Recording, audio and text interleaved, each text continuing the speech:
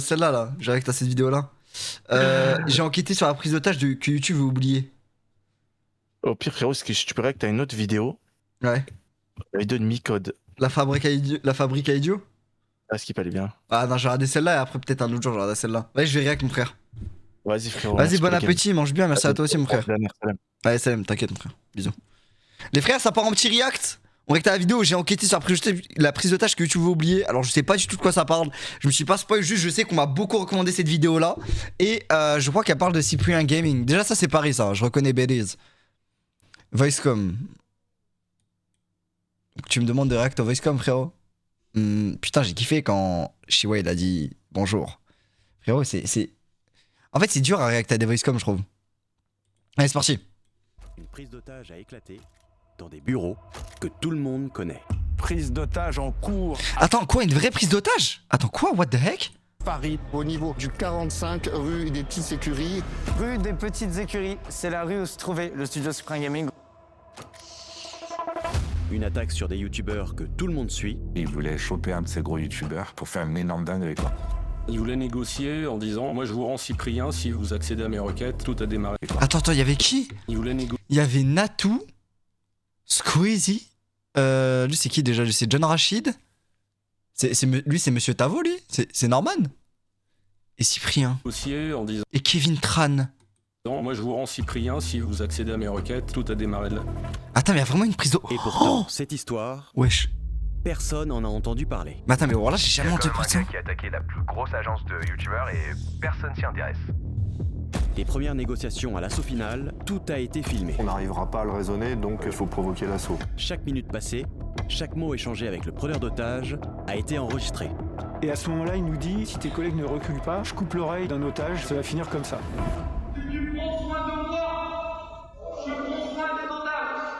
Pour cette enquête, j'ai rencontré tous les intervenants présents ce jour-là. Du chef de la BRI au sapeur-pompier, C'est quoi cette vidéo de du fou? directeur de la police judiciaire au préfet de Paris, et évidemment, les otages. À ce moment-là, moi j'entends j'ai une bombe, je vais tout faire sauter. Avec leurs témoignages, on va revivre en temps réel tout ce qui s'est passé. Le risque principal, il faut bien leur dire, c'est le risque d'explosion. Ça va être court, les gars. Dans ce nouveau documentaire, on va découvrir comment l'homme est entré dans la plus grande agence de créateurs. Il me dit qu'il a un colis pour un youtubeur et il me demande s'il est dans l'agence. Quel était son plan initial et jusqu'où il était prêt à aller. Il s'est fait passer pour un Uber Eats. Il a un briquet, il y a de l'essence, il y a des otages. À tout moment, il peut allumer avec son briquet et faire exploser le bâtiment. Et comment j'ai réussi à retrouver sa trace? On n'a aucune nouvelle, on sait pas où il est. 7 ans après sa disparition. Le sujet présente un niveau de dangerosité psychiatrique très élevé. De son arrestation à son passage en hôpital psychiatrique. Là, vous avez des dizaines de soignants en blouse blanche comme ça qui sortent. Jusqu'au jour où j'ai découvert que... il avait été libéré. Certaines sources indiquent qu'il serait en possession d'une bombe. Vu comment il était armé, il pouvait faire sauter la porte sans aucun souci. Reçu à tous, imminence de l'assaut. Attends, et la suite de cette vidéo, c'est vendredi prochain? Putain, mais je me dis que c'est une bonne idée de réact maintenant, mais trop tard.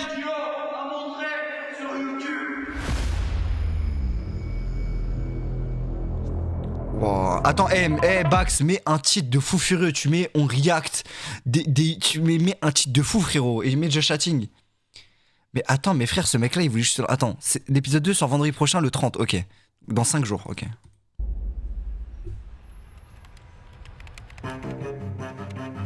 Cette enquête, je l'ai commencée il y a 1 an exactement.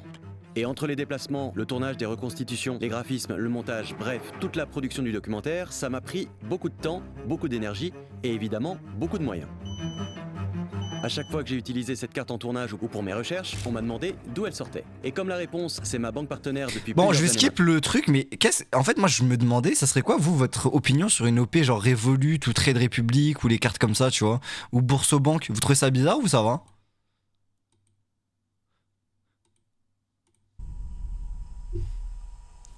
Genre Ce jour-là, pour des musulmans. beaucoup de choses ont Enfin, été pour, dites dans les médias. Ok, ça va. Une demande pas très claire pour le moment. Personne n'avait les bonnes infos. Il retiendrait donc 2 otages, peut-être même 3. Personne comprenait ce qui se passait. Ces motivations, elles sont pour l'instant assez floues. Et personne savait qui le preneur d'otage ciblait. Il s'agirait d'une agence de communication.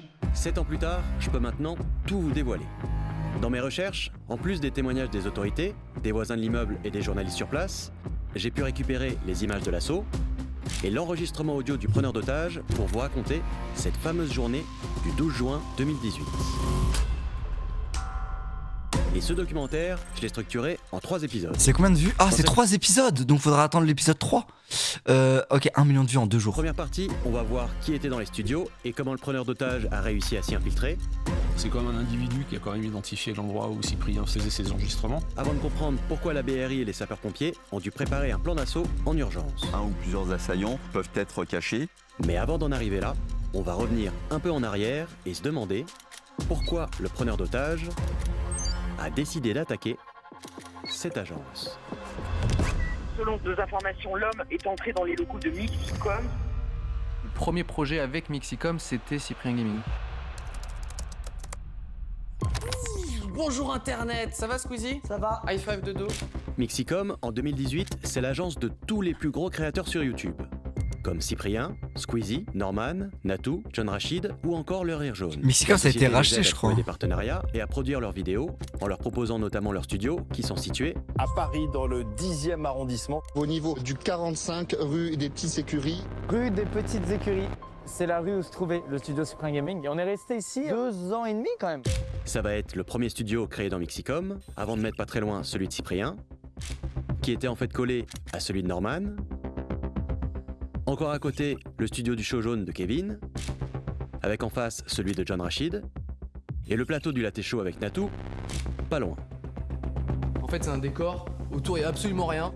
C'était l'époque Ça, c'est my dream d'avoir ça, les rails et tout, frère. Beaucoup de créateurs quittaient leur appart pour tourner dans un vrai studio, pour éviter que les abonnés trouvent et partagent leurs adresses. En fait, des abonnés avaient repéré notre adresse et avec le bouche à oreille, on a eu droit à beaucoup de visites. Je sais que ça part d'une bonne intention, c'est pour venir prendre des photos avec nous, mais en fait, au quotidien, c'est un petit peu oppressant. Du coup, on pouvait voir les bureaux de Mixicom dans pas mal de leurs vidéos, comme le couloir entre les différents studios, les figurines de jeux vidéo. C'est bizarre ici quand même. Ils sont un peu chelous. Ou encore la cour devant l'agence, qui a la particularité d'avoir des vitres teintées, détail assez important pour la suite. Moi-même, j'y avais garé une voiture pour une vidéo que j'avais réalisée avec Cyprien, Squeezie et le transporteur. Pardon? Avant de tourner la dernière scène devant les entrées du 45 et 47 de la rue des Petites Écuries, à peine quelques mois avant la prise d'otage. Mais moi, je pense Bref, aussi, à Hugo. cette époque, les créateurs passaient leur temps en tournage dans cette agence. D'ailleurs, 1 mois avant la prise d'otage, Cyprien y tournait ses vidéos Apprendre une langue, John Rachid y tournait les pubs de Jean-Claude Van Damme, et 1 semaine avant, Kevin y tournait une scène d'être allergique au pollen dans un des bureaux sous le grand couloir. Et c'est d'ailleurs dans ce bureau, 6 jours plus tard, que la prise d'otage va avoir lieu. Wesh. Bref, on avait donc des studios de tournage pour les créateurs, et juste en dessous des bureaux, qui servaient quelquefois de salle de maquillage, salle de montage, ou encore pour organiser des réunions d'écriture. On profitait des locaux pour pouvoir se retrouver, écrire des fictions ensemble, des projets. On développait des idées de films. L'histoire est grave connue, j'en ai jamais entendu parler de toute ma vie. C'est le meilleur endroit pour bosser de la planète parce que t'as que ça à faire. Et première. Ok, c'est parti. Eux, c'est Karim, Dikaza, Sabrina et Guillaume. Et le jour de la prise d'otage, ils étaient dans le bureau des auteurs de Mixicom. Il retiendrait donc 2 otages, peut-être même 3. Vous les avez peut-être déjà vus dans une vidéo avec Jérémy Nadeau, C'était pas si compliqué? en Cowboy avec Mr V, Mettez-moi un verre de lait. mais aussi dans des vidéos avec John Rachid ou avec McFly et Carlito. Ils sont tous les 3 scénaristes, mais ils sont surtout très proches depuis des années, et c'est ce qui va être déterminant au moment de l'attaque. Guillaume, c'est un mec que je rencontre sur Bah oui, un mais moi, j'étais à tournage fond sur YouTube. En 2004, je crois. Et moi, je suis en galère de comédien. Et très vite, je dis ouais, ça te dirait de jouer un rôle, etc. Il me dit ouais. On prend le costume d'un tel qui a le costume d'Indiana Jones, on écrit un truc, on tourne cash. L'arche perdue. Et la ligne B, c'est D. Et fou rire de 4 heures. On fait un fou rire de 4 heures. Je me dis ouais, ce gars-là, en fait, on va bosser ensemble longtemps, tu vois. Ah, j'adore ce réel. Génial, j'adore ce mec. À partir de ce moment-là, on a dit t'as envie de jouer la comédie, tu veux écrire, tu veux réal. J'ai envie de jouer la comédie, je veux écrire, je veux réal. Et ben on s'est plus jamais quitté. Et au cours d'un de leurs tournages, Kaza va rencontrer Sabrina. Donc on a commencé à rigoler vraiment genre en mode pote sur les réseaux, mais ça a duré longtemps. Ensuite, après, on a commencé à se dire, bah attends, viens, on se voit, etc. On est parti au billard, on est parti au resto, etc. Pendant un petit moment, on est vraiment devenus potes et on se voit de plus en plus. Et quand il revient, Mais moi, normal, je pensais que c'était vraiment chez lui son studio. Par contre, regardez, ouais, je veux dire, il y aura un couple. ça y est, en fait, c'est parti. Ils vont se marier. Et je les amène au mariage, c'est moi qui les conduis. Et l'histoire commence comme ça. Et puis Sabrina, on est devenus potes tout de suite. Parce que c'est une fille qui est extrêmement drôle. Et c'est une super scénariste. Et quand j'arrive à Mixicom, elle est là aussi. Elle rejoint le pôle auteur, donc on est H24 ensemble. Ça fait bientôt 16 ans qu'on est ensemble. On va fêter nos 13 ans de mariage. Et en juin 2018, c'est les ajustes, ça, beau gosse. Sabrina est enceinte de 8 mois. Oh, ils sont un Le plus gosse. préoccupant, c'est que parmi les otages, il y aurait donc une femme enceinte. Damn, elle était enceinte pendant le truc. Mais comment ça se fait que c'est soit... On a un petit comité. Genre, premier degré, comment cette histoire elle n'a pas fait plus de bruit? Peut-être quand ça parlait aux infos, ça parlait pas de la prise d'otage des youtubeurs, c'est juste prise d'otage. Ah mais non, mais si, ils ont dit Mixicom. Peut-être que les gens savaient pas que c'est l'agence de Squeezie et tout. Et on est focus sur notre série, notre bible. On est en train de travailler, en train d'échanger, on se marre la gueule, comme d'hab. Stress pour le bébé. Mais le bébé, il est dans le ventre, ça, le bâtard. Va. Comment tu veux qu'il sache? Depuis le bureau, depuis la porte vitrée, je vois un livreur arriver. Des livreurs, on en voit souvent, il y avait toujours des livraisons. Parce que t'as toutes les marques qui font des cadeaux, t'as tous les youtubeurs qui se font envoyer des choses, et puis même nous, des fois, on se fait envoyer des trucs. La vidéo est trop bien, moi je suis trop hype. Là, jusque-là, elle est vraiment exceptionnelle. Donc je le vois rentrer, et donc bon, on s'inquiète pas. L'homme porte 2 sacs avec lui, garde son casque et marche dans le couloir en observant les bureaux autour de lui. Attends, mais il est rentré normal. Il penche sa tête dans le bureau de la production dans laquelle on est, habillé en Deliveroo. Je vois pas son visage, je suis plus happé par son attitude. C'est bizarre, un mec qui rentre dans un bureau qui regarde pas les gens, il regarde plus autour comme s'il avait perdu un truc. Au même moment, Agnès et Blanche, 2 productrices qui travaillent dans le bureau à côté, ouvrent la porte et lui demandent ce qu'il vient livrer. Mais l'homme ne répond pas. Et elle Merci lui à dit Cassia. ça plusieurs Merci beaucoup, fois. mon frère, pour le prime. Moi, ça m'énerve. Je me dis, un livreur, il vient, il répond pas. Chat, ça me met la tension. Ok, je savais pas pour le bébé. Casa, par un Merci, mon ref, pour le prime. parce que Sabrina est là, T'es le goat. se lève et le pousse et l'amène dehors en disant mais en fait vous cherchez quoi, vous cherchez qui? Agnès et Blanche s'approchent aussi de lui, ce qui semble le déstabiliser. Et il arrive à ce moment-là face à moi. Et là, il sort un calibre, il me le met en face. À ce moment-là, moi j'entends, j'ai une bombe, je vais tout faire sauter. Et là, le premier truc qui me vient, on est quand même chez Mixicom, je me dis, c'est un prank. Il est nul son prank, mais c'est un prank. Et je regarde le calibre, j'ai un doute, et je vois que le trou, il est petit. Casa regarde le flingue, il voit la sortie du flingue et dit on dirait pas un vrai flingue. Et du coup, il fait pas ce que le mec lui demande. Il se met pas au sol, il reste figé. Et je suis face à lui et je dis, oh, je vais pas me mettre à 4 pattes. Et je me dis encore, ça se trouve, c'est un prank. Débile, mais c'est un prank. Et là, il sort une lame. Et là, je dis, ok, c'est pas un prank. Et là, j'ai Sabrina en face de moi qui me regarde et qui écarquille ses yeux comme ça. Et je sens que... Ouah, non mais frère, attends, mais attendez, parce que... wow, attends, ok, pardon. J'ai mis pause parce que frère, en fait, ça me met une boule au ventre. Guillaume a compris, lui, que c'était pas normal. Dans ses yeux, il y a qu'est-ce qu'on fait? Et je me dis, ok, c'est un attentat. Et là, Guillaume... Attends, mais 2018, c'est après les attentats de 2015 en plus. Donc c'est-à-dire que là, 2018, on est encore en plein Vigipirate. Je me dis, c'est pas une blague, on s'en va. T'es enceinte, on s'en va. En 2 secondes 30, je switch. Le regard de Sabrina me dit, bah en fait, tu prends ta responsabilité, t'as pas le choix. Et tout commence à être au ralenti. À ce moment-là, on sait pas trop ce qui se passe, on voit juste de manière zoomée la sortie. Je vois la porte qui est à côté, qui nous mène dans la cour. J'attrape Sabrina, je la fais passer sur le bureau. J'ouvre la porte, je sors Sabrina. Et là, je cours, mais je cours sans trop savoir ce qui se passe. Toute ma course, je pense que je vais me prendre une balle dans le dos. On court donc jusqu'à la porte cochère. Je sors Sabrina qui commence à hurler « Mon mari à l'intérieur, il va mourir ». Déjà là, moi, faut savoir, je vous avoue, les frères, si je cours comme ça, voilà, je cours en zigzag. Voilà, comme ça, moi, vous le savez, les frères. Réflexe de Fortnite Prime, mais je pense que instinctivement, je le fais, je cours en zigzag. Non, mais dans le sens, j'avais pas. Genre, justement, quand il a dit attentat, le mot attentat est devenu vraiment connu et vraiment dans nos vocabulaires depuis 2015, tu vois. C'est pour ça que ça m'a étonné qu'ils disent. Blanche et Agnès, qui dans le mouvement ont réussi à sortir, les rejoignent. Seul Casa est resté dans le couloir. J'entends que la porte, elle s'est ouverte. Donc je sais que Sabrina et Guillaume, ils sont plus là. Pris de court, le faux livreur panique et se retourne, ce qui va permettre à Casa d'en profiter.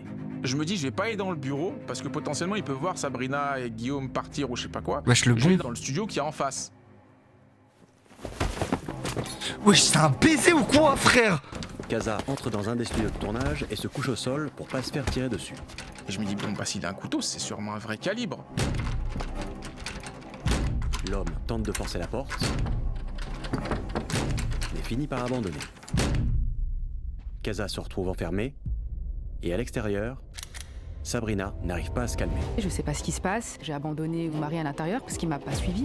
C'est la panique totale, j'ai les contractions qui commencent, moi je suis pas loin de mon terme. Guillaume, il a été séparé de moi, donc je suis même pas avec mon ami, je suis seule. Moi, je tiens cette grande porte en bois avec l'espoir que mon pote sorte. Et là, je vois le mec en face de moi. Il me regarde, il voit que je suis loin. Et il ferme la porte. Moi, je sais plus ce qui se passe à l'intérieur. La porte est vitrée. Et là, je prends conscience que je peux rien faire d'autre que ça. Bah ouais, mais en fait, le truc, c'est qu'il laisse... En fait, la meuf, franchement, genre, il y a zéro lâcheté ou quoi, tu vois, c'est normal qu'elle laisse son mec derrière. Enfin, là, elle pouvait s'échapper, lui, non, tu vois, il était vraiment face à face. Là, bon, on a bien fait de sortir.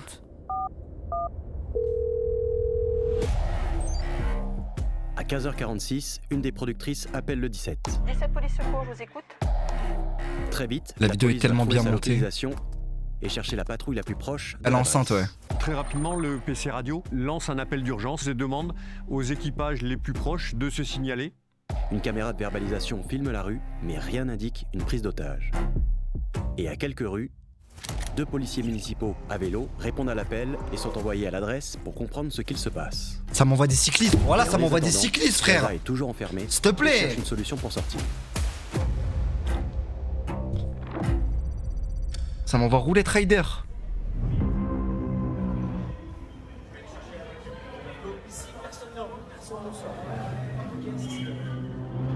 Suite à l'appel au 17, en quelques minutes, les premiers policiers arrivent sur place et se positionnent aux 2 entrées.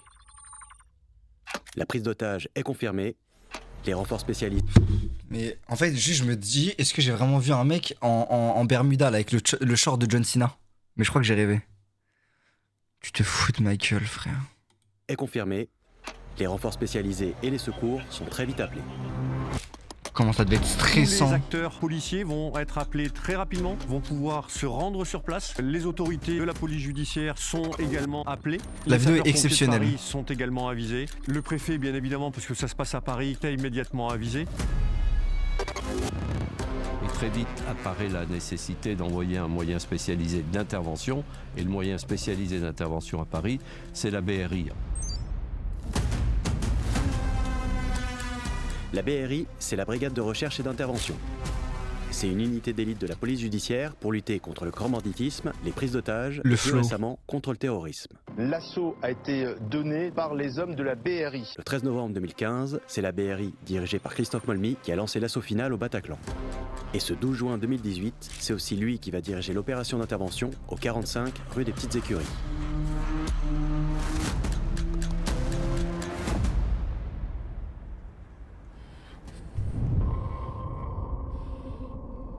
Caché dans un stock, Casa va commencer à chercher une arme. Je suis comme ça, je suis à l'affût, je regarde, je vois des poids, on avait ramené quelques poids pour s'entraîner, et d'un coup j'entends du boucan. Il se dit que Guillaume est revenu l'aider et décide de sortir. Et je suis en train de regarder, je dis, mais avec quoi je peux me battre contre lui, il a des armes. Donc je me retourne, je vois un vieux balai, je le prends, je garde le manche, et je sors. Mais une fois dans le couloir, ce n'est pas Guillaume qui est face au livreur, mais un autre homme au sol. Quelques minutes plus tôt, Louis, un voisin qui habite juste au-dessus des bureaux, descend fumer dans la cour sans savoir ce qu'il se passe. Sabrina, Guillaume, Blanche et Agnès sont déjà sortis et appellent les secours à ce moment-là. Attends, quoi? Attends, parce que là, je comprends rien à ce qui se passe.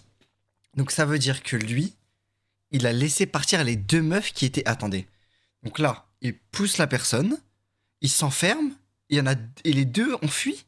Par contre, Louis, miskin, vraiment miskin. Dans la cour, la porte s'ouvre. Le livreur demande alors à Louis de l'aider avec ses sacs. Il rentre. Et une fois dedans, l'homme le frappe à la tête. Aïe, aïe, aïe. Louis finit alors au sol, totalement inconscient.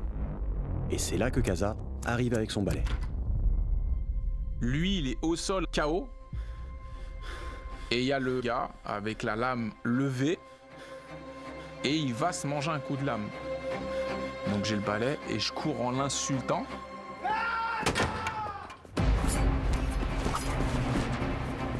Mais pourquoi il y a Wukong contre Katharina là?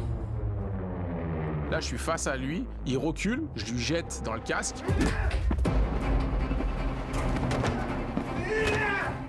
Et nulle part, il va sortir une sorte de cric. Et là, moi, je me m'engage, je me prends pour Mike Tyson, tu sais, je me dis, ouais, je vais esquiver cette barre. Et lui, il tape là où je vais esquiver, donc il met ma tête où il va taper, en fait.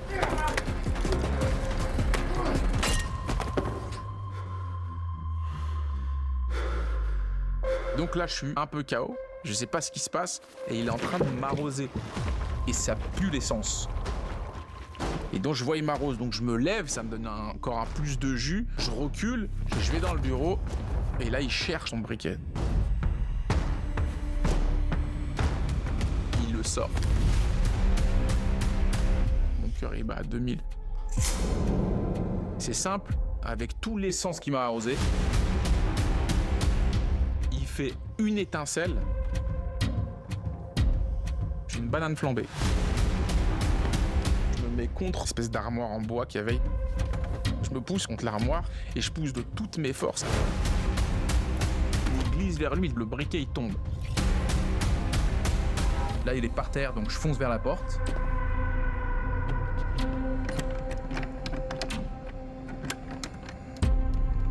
Ah il a le...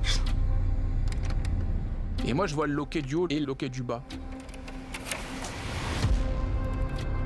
Je les déverrouille les deux. Et j'ouvre la porte, je la casse en fait.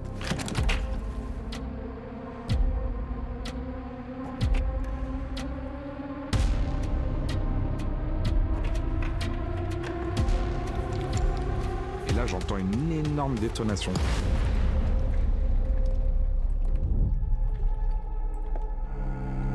Je me dis, putain, il vient de tirer sur mon pote, tu vois. C'est la première chose à laquelle je pense. Et je me dis, il a eu besoin de moi et je suis pas allé le chercher. Attends, mais par contre, le mec qui reste à l'intérieur, c'est un bonhomme, frérot. À quelques mètres, ça fait qu'un Sabrina a balai. été prise en charge dans un hôtel, mais elle n'arrive toujours pas à se calmer. À ce moment-là, j'ai besoin de prendre les choses en main parce qu'en fait, je suis impuissante. Enfin, moi, ma manière d'accepter, c'était, je me suis dit, bon, accepte qu'il est mort, accepte que c'est fini, parce qu'en fait, j'étais dans un tel état de panique qu'il fallait qu'à un moment donné, j'accepte le deuil pour avancer. Moi, je me voyais déjà rentrer et dire à mes enfants, bon, bah... oh, pardon, ça me fait un peu de peine parce que je trouve ça triste, excuse-moi. Tout va bien. La pauvre. Je reprends, excuse. Par contre, ouais, le À partir de motif ce de faire moment-là, le temps, verser il de est l'essence. distendu. D'un seul coup, sur l'autre porte cochère, je vois Kaza qui sort. Je suis plein de sang avec l'arcade pété. J'ai les godasses pleines d'essence, parce que vraiment, il m'a aspergé, je suis plein d'essence. Et je glisse et je tombe. Je vois Guillaume, je crois, il me semble, de loin. Attends, mais Je cherche il a Sabrina. tiré où? Je me dis, où est-ce qu'elle est, Sabrina? Où est-ce qu'elle est? J'entends que peut-être quelqu'un est sorti et qu'il a un t-shirt blanc. Et on me dit, ah, elle est là-bas, elle est là-bas. Et donc, dès que j'arrive, je vois Sabrina qui tombe à mes pieds. Et elle est en sanglots, elle explose, tu vois. Et elle me dit, je crois que t'allais mourir, etc. Elle était en pleurs, la pauvre. Et du coup, je l'enlace et là, je sens qu'il sent l'essence. Donc, je comprends l'ampleur et je comprends que là, il s'est passé quelque chose à l'intérieur. Et à partir de là, on est pris en charge et on est escorté dans une ambulance pour être emmené à l'hôpital.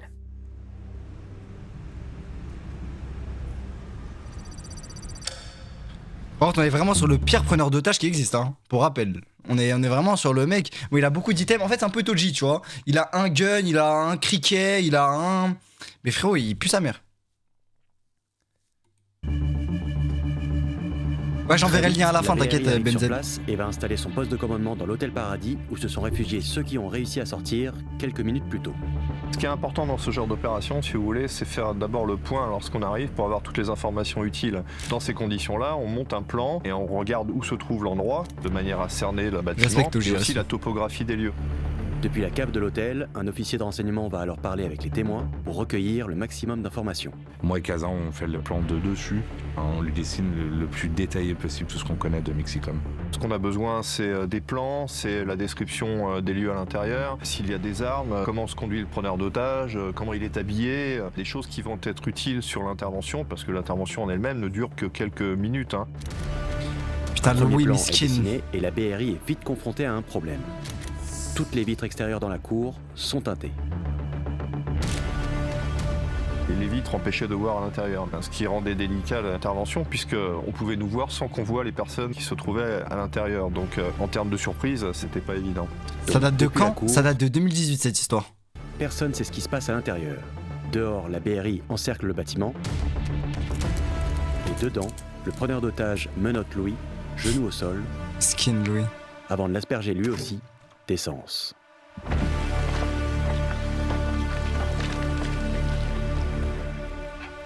Wow. Pour rappel, hein, son inventaire ATM, c'est un bidon d'essence, c'est un briquet, c'est un pistolet, c'est un criquet et un couteau, jusqu'à maintenant. Attention s'il n'y a pas de nouvel item. Je suis alerté aux alentours de 16h. Je me présente sur l'intervention à 16h12. À l'origine, les sapeurs-pompiers interviennent pour prendre en charge Kaza, qui est blessé à l'arcade. Waouh, putain, wesh. Discutant avec lui, ils réalisent qu'il y a de l'essence partout dans les locaux et qu'ils vont devoir réagir très rapidement. Le risque avec un liquide inflammable, c'est la création de poches de gaz qui pourraient à tout moment s'enflammer, mais pire même exploser en fonction de la concentration et du mélange avec l'air. À tout moment, il peut allumer avec son briquet et faire exploser le bâtiment. Le gaz et l'électricité des locaux sont donc coupés pour éviter toute étincelle provoquant une explosion. Reculez s'il vous plaît, reculez. Pour éviter tout risque, le périmètre de sécurité autour de Mixicom est élargi. Et la BRI commence à positionner ses différents officiers autour du bâtiment. La première chose à faire, c'est de se mettre en position, en place. Par exemple, mettre une colonne d'assaut immédiatement en position pour pouvoir réagir à n'importe quelle situation. Une première colonne se positionne devant l'entrée du 45 et une deuxième au 47. Je pouvais la stocker tout ça. Et entre les deux portes, des tireurs haute précision entrent dans les boutiques et se positionnent aux fenêtres avec vue sur la cour. En gros, c'est eux qui vont être nos yeux au départ pour nous dire qu'est-ce que fait le preneur d'otages et combien il y a d'otages et ce genre de choses. Et une fois tout le monde en position, le négociateur de la BRI entre dans la cour et prend la place des policiers municipaux derrière une des voitures garées. J'ai fait le choix de le remplacer à l'endroit exact où il se trouvait, derrière une voiture dans la cour. Et ça pour pas modifier la dynamique de communication qui avait été mise en place avec lui. C'est visuel sur une prise d'otage à studio de Squeezie et tout. Livreur, quelles sont ses revendications et pourquoi prendre cette agence pour cible?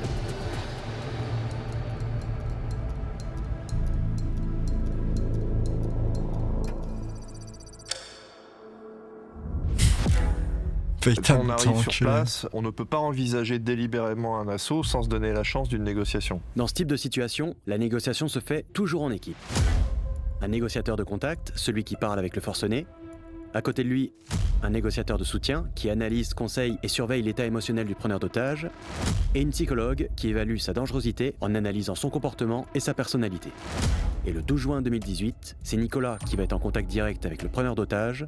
Pascal, à côté de lui, sera en soutien. Et enfin Sandrine tiendra le rôle de la il a réussi à interviewer tout le monde ce goth, hein. La vidéo est ouf. C'est eux qui étaient présents au Bataclan et à l'Hypercacher en 2015. Tu te fous de ma gueule.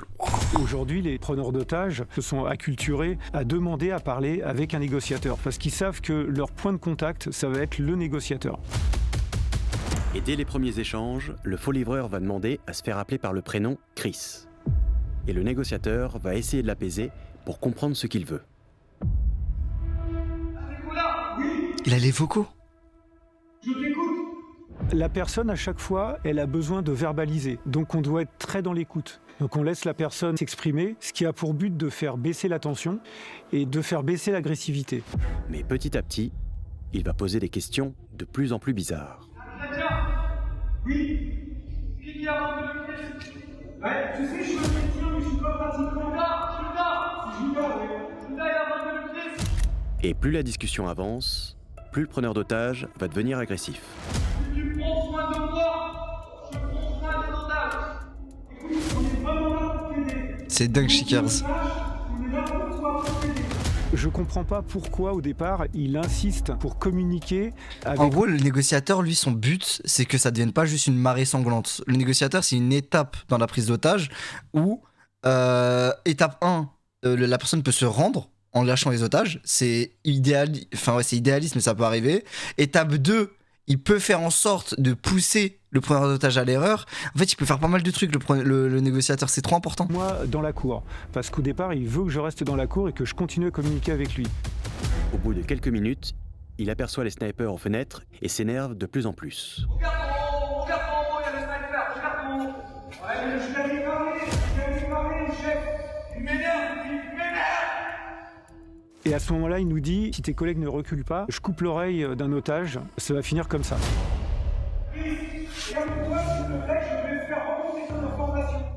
Chris est de plus en plus tendu, ce qui pousse la BRI à reculer pour protéger l'otage. Il est déterminé, il est motivé, il est très agressif, il sait ce qu'il veut.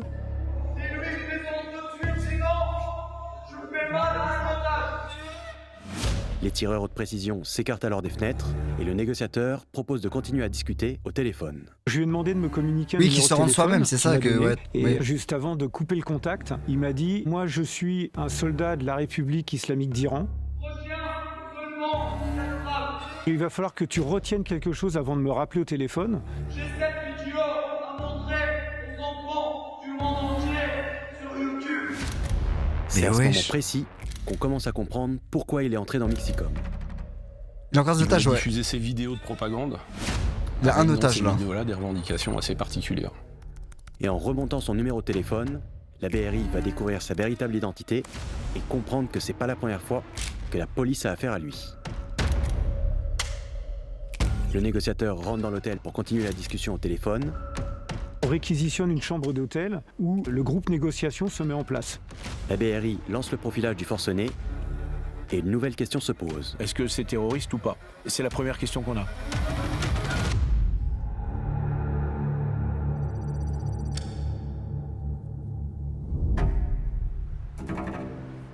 En juin 2018, nous sommes encore dans une période qui reste profondément marquée par les attentats terroristes. Depuis les attaques du Bataclan et de Charlie Hebdo, la menace d'un nouvel attentat pèse toujours sur la capitale. Un mois plus tôt, dans le quartier de l'Opéra, un terroriste d'origine tchétchène tue au couteau un homme et blesse 4 personnes. On a tellement vécu ces moments-là que forcément, quand on a une prise d'otage, c'est le premier réflexe qu'on peut avoir à l'esprit. Quelles sont les motivations et quels sont les ressorts du preneur d'otage? Avec le numéro de téléphone que le négociateur a récupéré, la BRI retrouve donc son identité.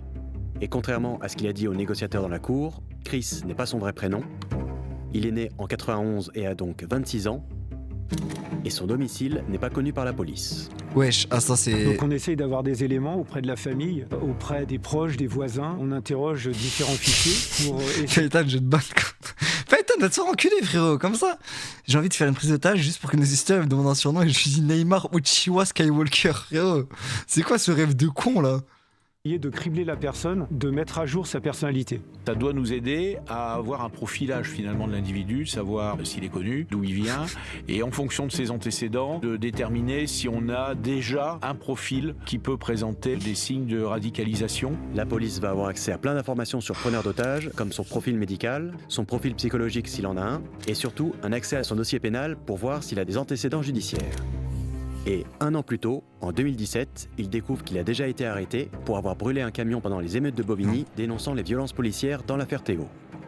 Que déjà, on voit à peu près à qui on a affaire. Donc finalement, au fond, c'est quelqu'un qui n'a pas un gros profil, mais qui finalement, quand on le met dans le contexte de l'époque, est déjà un profil. Ils n'ont pas son blastard pour ouais. l'instant, non? L'homme est donc connu des services de police, mais il n'est ni fichier S, ni recensé au FSPRT, le fichier de traitement des signalements pour la prévention de la radicalisation à caractère terroriste.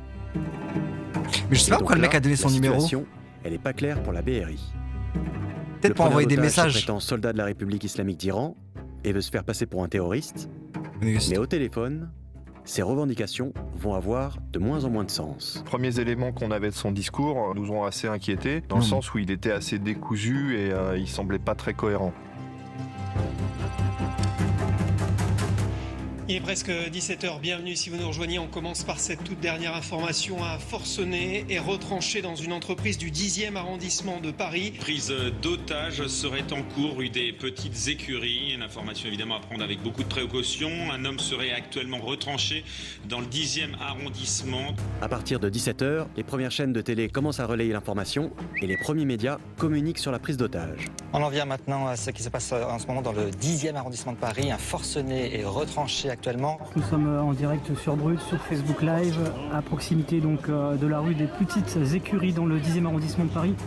Petit à petit, le plan du preneur d'otage se met en place. Quand on a affaire à des individus qui sont dans ces situations-là, le but c'est de donner une résonance médiatique. Souvent c'est le mobile essentiel. Les dernières négociations au Bataclan, c'était aussi la revendication des preneurs d'otages.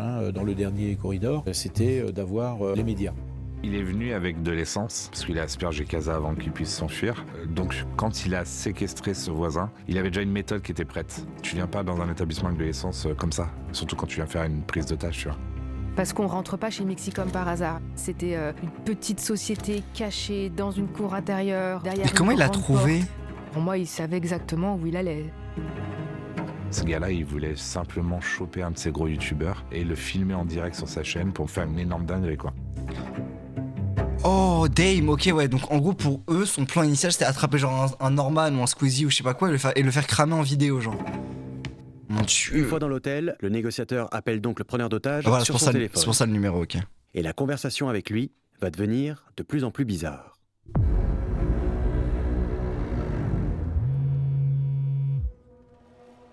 Pour moi, il aurait pas dû mettre un vrai numéro.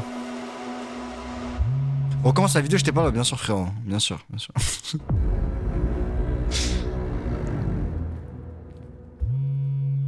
À chaque appel avec le négociateur, l'homme prend le téléphone et va dans le couloir. Attends, d'ailleurs, rajouté dans l'inventaire, il a mis des menottes, hein. Parce que là, son inventaire, il vient de sortir une M4, et en plus, il a sorti des menottes. Parce que j'ai oublié, il a menotté Louis. Et il a racheté un téléphone aussi. Très rapidement, on se rend compte que le discours n'est pas du tout cohérent, et il est quand même très ancré autour d'un délire de persécution. Pour sa première requête, le preneur d'otage demande qu'on contacte l'ambassadeur d'Iran pour lui remettre une lettre à donner au gouvernement français. Une demande qui nous paraît un peu étrange. Les forces de l'ordre qui ont pu établir un contact avec le forcené qui demande pour le moment à joindre l'ambassade d'Iran.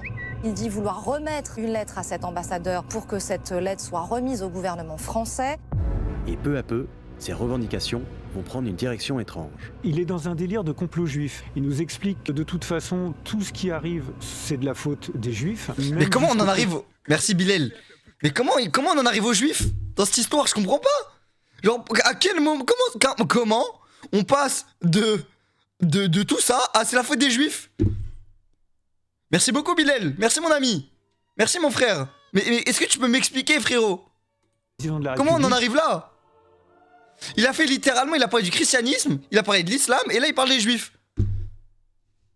Qui lui est juif. Attends, quoi, il a dit quoi? Des juifs, même jusqu'au président de la République, qui lui est juif. Ah, en gros, pour lui, tout le monde est juif. Attends, je vais juste réécouter. Étrange.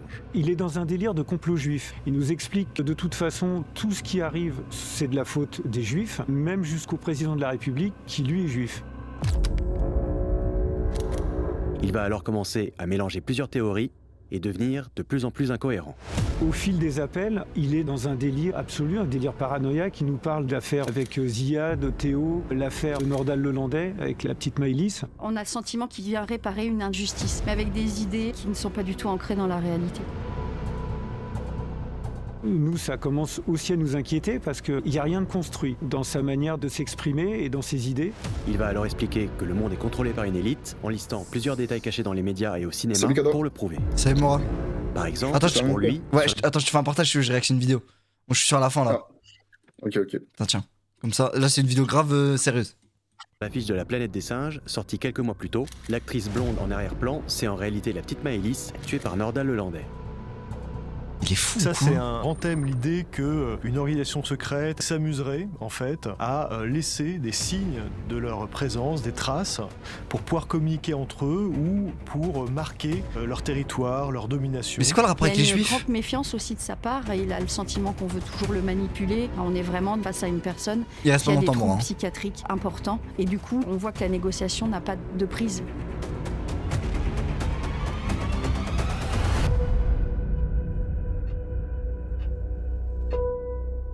Le preneur d'otage refuse donc toute discussion et continue de menacer Louis, toujours imbibé d'essence. Pour rappel, Louis est juste descendu fumer une clope. Depuis l'hôtel, à court d'options, les agents de renseignement de la BRI tentent leur dernière chance et ils vont lancer le profilage du preneur d'otage. Très vite, ils réussissent à retrouver son profil Facebook, avant de tomber sur son profil Twitter, où il envoie plusieurs fois dans la même journée une vidéo à des personnalités politiques ou à des médias. On pense qu'il veut montrer quelque chose qui fascine, qui heurte le grand public. Et l'idée, c'est de vouloir montrer au monde à quel point le monde est trahi, le monde est persécuté et qu'on nous cache la vérité. Ah, ce qui est plus, il a arrêté de fumer depuis là. Le complotisme, c'est effectivement de se présenter en situation héroïque de celui qui a compris comment ça fonctionnait et qui se met un peu en position de lanceur d'alerte. Et donc, quand on est dans cette urgence-là, on a envie de le dire au monde entier et d'utiliser tous les moyens possibles de communication, les réseaux sociaux, pour dire à tout le monde ce que la presse, le système, les puissants ne disent pas et ne veulent pas voir révéler. N'ayant pas de réponse sur ses réseaux sociaux, l'homme a donc fini par passer à l'acte en ciblant cette fois une agence de youtubeurs. J'ai cette vidéo à montrer aux enfants du monde entier sur YouTube. À la base, lui, ce qu'il voulait faire, en fait, c'était rentrer dans les bureaux, séquestrer soit Norman, soit Cyprien. Il pensait que ça serait aussi simple que ça, parce que c'était les bureaux de la production. Et l'attacher sur une chaise et l'imbiber d'essence. En fait, c'est qui lui, c'est un voisin. En direct sur sa chaîne et le filmer. Les agents de la... Il voulait le brûler en direct sur sa chaîne? Attends. C'est l'imbiber d'essence, en fait, lui mettre le feu en direct sur sa chaîne et le filmer. Les agents de la BRI comprennent alors qu'ils sont face à un homme prêt à tout. Tout ça, ça donne des renseignements et ça va être dirigé vers le négociateur qui, lui, va pouvoir avoir au fur et à mesure l'idée de ce qui se passe et comment pouvoir après appréhender une négociation vis-à-vis d'un preneur d'otage. Est-ce qu'on va prendre le temps de discuter avec lui et on sait qu'avec le temps, peut-être qu'il va commencer à céder? Ou est-ce qu'on sait que l'individu est totalement déterminé, qu'il est embrigadé dans sa lubie de prise d'otage et que du coup, on sait qu'il va y avoir une intervention?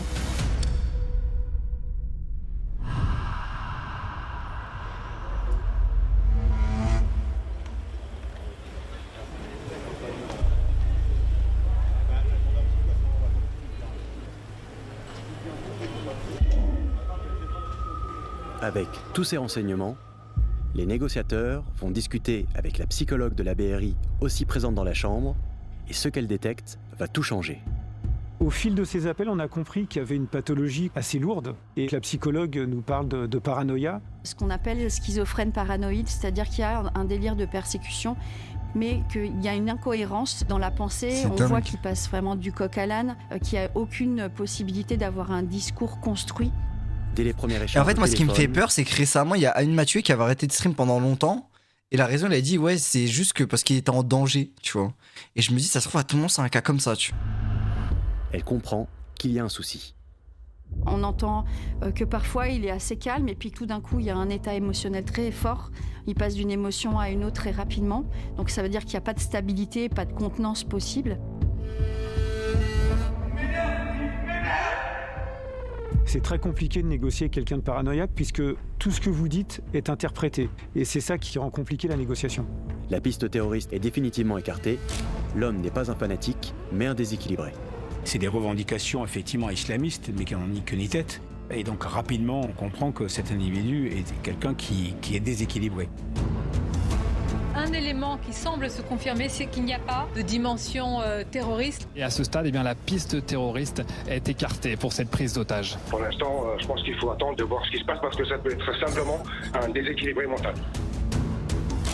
Mais paradoxalement, ça va rendre la négociation et l'intervention encore plus risquées. Quand vous avez affaire même à un terroriste, mais quelqu'un de même résolu et même prêt à mourir, mais qui est censé, vous pouvez négocier, vous pouvez engager une discussion, vous pouvez essayer d'établir quelque chose. Quelqu'un qui est déséquilibré mentalement, c'est pas possible. Bah, c'est trop dur. Résolument, on n'arrivera pas à le raisonner, donc il faut provoquer l'assaut. Surtout que la BRI va découvrir très vite. Il disait qu'il a trop. Qu'un seul otage. Voilà ce que je veux dire. Mais deux.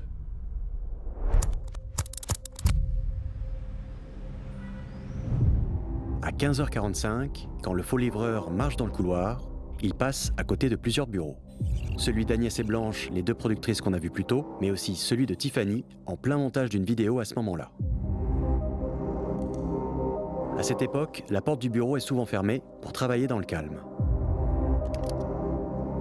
Et quand Tiffany entend l'homme crier et se battre, contrairement aux autres, elle va pas réussir à sortir, les fenêtres du bureau étant restées fermées à clé ce jour-là.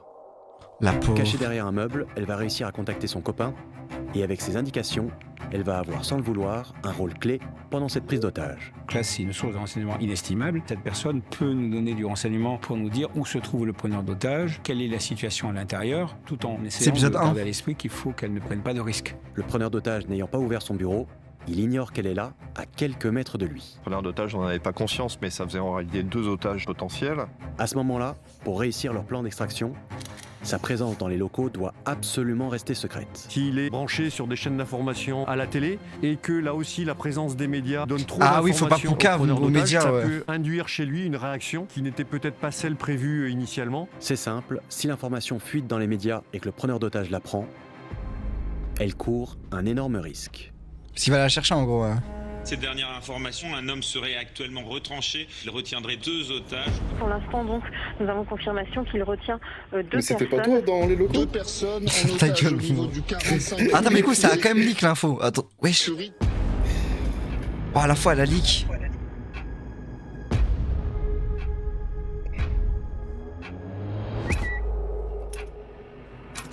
Parce que même lui, il va se dire, mais j'ai qu'un otage qui me. Il y a de l'essence, il y a des otages. La question se pose pas, il faut intervenir. Après, à tout moment, le deuxième otage, ça se trouve, c'est. Vous savez, il considérait Guillaume, là, le mec qui s'est échappé en courant, comme un otage. Et à ce moment-là. À tout moment, il. Et non, mais je sais pas, c'est la fin de la vidéo. Dans le prochain épisode, le compte à rebours est lancé et la moindre erreur peut tout changer. Il y a des vapeurs d'essence là qui se développent depuis un moment. Si vous mettez des grenades ou des munitions, il y a un risque d'exploser. Donc on a un risque important que il a tout fait en 3 s'embrase, parties, je crois. mettre le feu tout simplement à l'immeuble.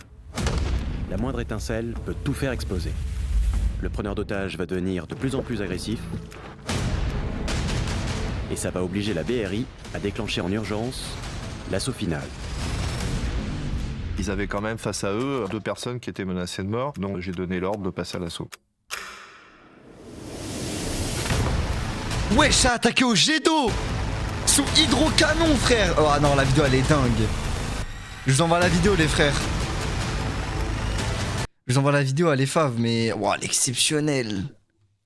Ça va, Mora?